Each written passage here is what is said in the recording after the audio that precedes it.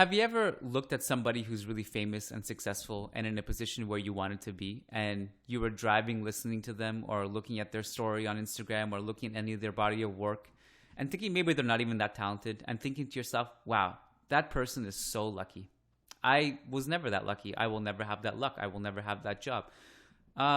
Well, I guess that's that. I'll just continue to live my life without luck. And it is what it is. Have you been in that position, and have you submitted to that? Or can you actually retrain yourself to think, well, how can I be that lucky? This subject, which is mostly about luck this week, actually stemmed from one of my Instagram stories where somebody replied to one of my advices on journalism and said, well, you're just lucky to be where you are. And I actually took the bait and I responded to that in a whole sequence of stories on my Instagram. And I won't rehash that here. You can actually go and view that, because a lot of people responded to that story and said, can you actually save this or put this somewhere so we can refer back to it? And I actually did. So what I did is, I think it's called a moment or a memory. I saved it under the mentorship tab on my Instagram profile. So you can actually go back and listen to it or watch it or whatever, and use that as a baseline for this segment when I'm talking about luck. You have to ask yourself, how can I put myself into lucky positions? How can I get lucky? And that's the way you have to reframe this train of thinking. And that person who said you're lucky, and anyone who says anybody's lucky, is actually right. On a fundamental level, they're not wrong. They're not incorrect. They just need to reframe the way they think about it and frame it in a way like, how can I put myself in a position to get lucky? So for every, champion in the history of sports, they've always put themselves in a position to get lucky. There's always a little bit of luck, and there are various degrees of luck, to be fair. So some teams get luckier more than others. But on one fundamental level, they all do the same thing, and they understand the same thing. You have to put yourself in a position to get lucky. So the example I put in my story was, how did Manchester City get in a position where Varane made 2 mistakes? Well, they pressured the hell out of Real Madrid, and they had a psychological... they overwhelmed Real Madrid psychologically, because they worked so freaking hard and they pressed so freaking high that Real Madrid got stifled. It caused them mistakes, not just Varane, but across the board. The entirety of the team were making mistakes that game. Do you think Manchester City's perspective is we got lucky, or we worked hard to get ourselves in a lucky position? Another example, Jose Mourinho, no background in football. He was a translator. Do you think he got lucky, or he put himself in a position to get lucky by being in the right places, talking to the right people, and taking the right advancements in his career? The Toronto Raptors. I'm a huge Raptors fan. I love the Raptors. They deserve their title all the way through. They worked incredibly hard. They were the best team in the league. They deserved it. They also ran into this position where they got to the finals, and the Golden State Warriors all of a sudden became a lot more beatable than they were because of injuries. They kept putting themselves in these positions to quote-unquote get lucky, and they did, and they won the championship.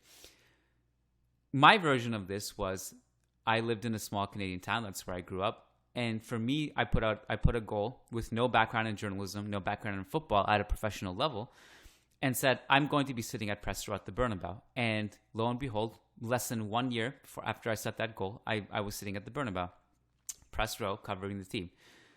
What was my version of getting lucky? Did I put myself in a position to get lucky? And that's the way you have to think about this. Put yourself in a position to get lucky. So how do you do that? Well, I won't go into too many nitty-gritty details, because this would be an hour-long video.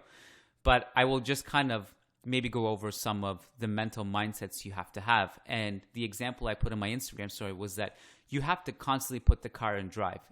You have to drive it. You have to put out in motion and constantly be in motion to get to the positions where you get yourself lucky. So what are some tangible ways you can do that? Well, off the top of my head, every night when you go to bed, set out the goals you have for the next day, for the next year, and for the next decade, and reverse engineer. Well, how can I get to that goal? Well, for me, getting to the Bernabeu was, okay, I have to be much more known than I am as a Real Madrid writer. I have to email the right people, try to get a job, try to put out my articles there, grow my social media brand, grow my social media following, and get to a place where, I'm sitting there and it's very normal that I'm sitting there. And so how do I do that? So every night when I would go to bed, I would look at those long-term goals like, okay, so tomorrow when I wake up, what am I doing that is conducive to me meeting that goal? Well, okay, writing for one, sending emails to these people for one, and working your way there. And every day you're kind of leveling up. And the problem is too many people don't understand this, right? So they just say everyone's lucky. Then they go back to their same mundane life, wake up, go to work, come home, have dinner, probably not something healthy, but hopefully it is healthy in your situation, playing some video games, watching Netflix, going to bed. And before you know it, 10 years have passed. Literally, I've been through this state of, I would almost call it unconsciousness autopilot for years before I kind of woke up and snapped out of it. And for me, that had to hit, I actually had to hit rock bottom at some point in my life, and I won't go over that now, but whatever that is for you, find that external stimulus to motivate you to wake yourself up, to kind of get the wheels in motion and get to the right place. And it's not enough just to put the car in drive either, because some people, like the analogy I sometimes like to use, what baggage does your car actually have? Does your car have, is the engine breaking down? Are you making several pit stops? So are you channeling the car in the right way? Are you making sure all those, the car is entirely fine tuned? Is your health good? Is your social life good? Are your goals and priorities set and straight? Is everything you're doing conducive to that car working like a well-oiled machine? Are you surrounding yourself with the right people? That's a huge one. Do you think there were people when I shared my goal sitting at the burnout? Do you think there were any people in my circle who told me, "There's no way you can do that, man. Just focus on your job"? Absolutely, those people existed. Do you think those people are in my life right now? Absolutely not. Now, I'm not saying go and, like Keon said, cut off all my family members. No, you don't have to do anything. You don't even have to announce everything.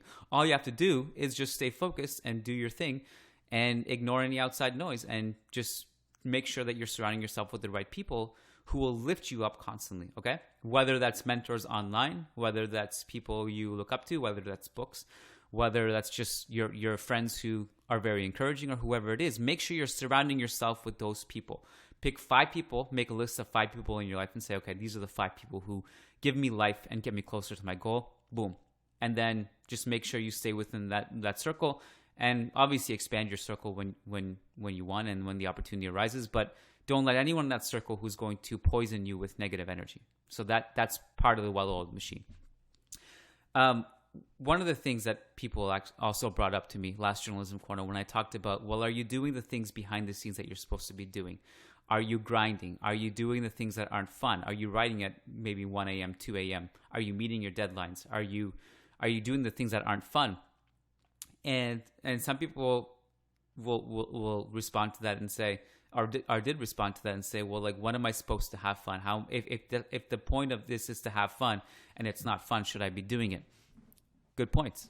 Honestly, maybe not. Maybe you should reevaluate that. What I'm saying is not going to apply to everybody. I'm just saying that for the people who might resonate with it. For me, while my life is way more fun than it's ever been, I also take joy in doing those nitty-gritty things that aren't as fun. It's very similar to getting to the gym when you don't want to.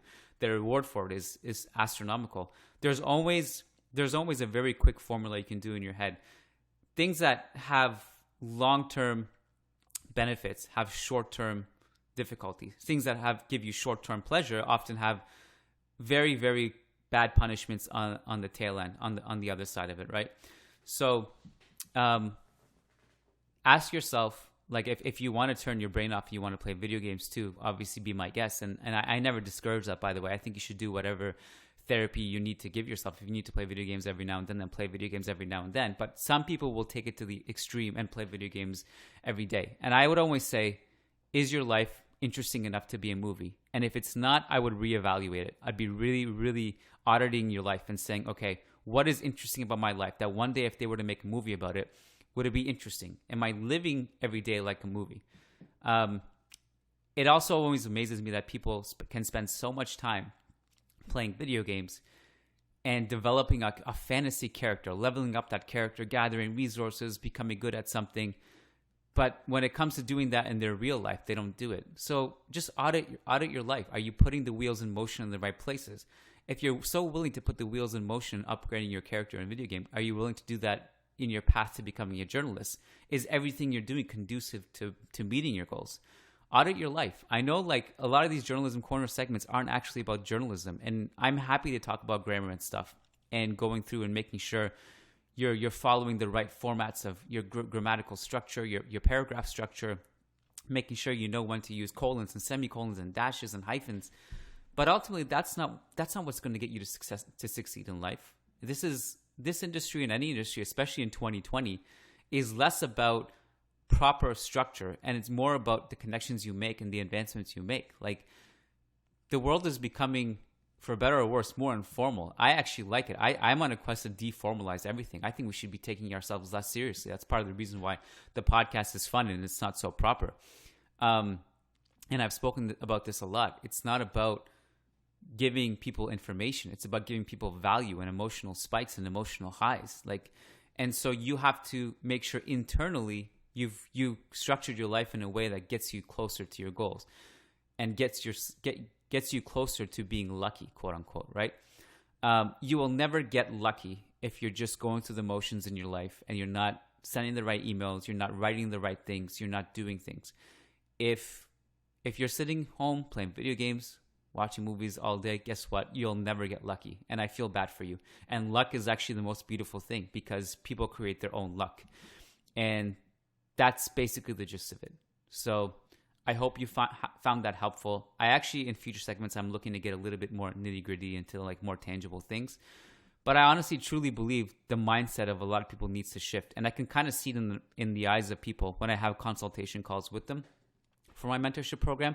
I can kind of see it in their eyes that they're just kind of shut down, and you'll never get to your goals.